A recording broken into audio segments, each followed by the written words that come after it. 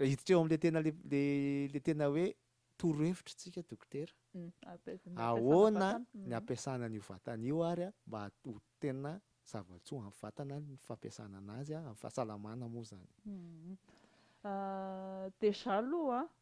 tsotra be rehefa hoe zavatra tokony ampiasaina de ampiasao fotsiny ohatra ny hoe mazotoa mandeha tongotra, ampiasaon'ny tongotra zany, ampiasaon'ny tongotra mazotoa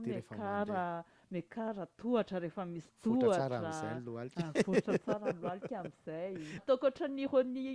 ataoko ohatran'ny blague kely moa zay ka zay moa atsika ko zay ny atsika pratika isan'andro ny resantsika eto. Fa raha ny tena hoe olona hoe hitaiza vatana hoe hanatsara le fitenin'ny dokotera hoe manaova activité physique de ny recommandation tokony hoe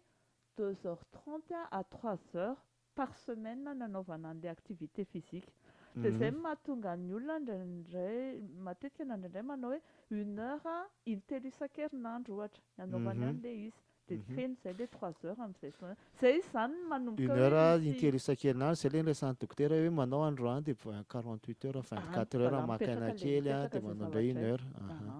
De le fampiasana an'le vatana tsy hoe tsy maintsy miditra salina ve zany dokotera zay raha vao mampiasa vatana, tsy maintsy andeha hikotrana ery alarobia de mividiana activité tianao aloha, zavatra tiana no atao, zavatra tiana no atao. Ohatra hoe raha tia mandeha tongotra ianao de mandehana tongotra, bisikileta, manao jardinage ohatra raha ohatra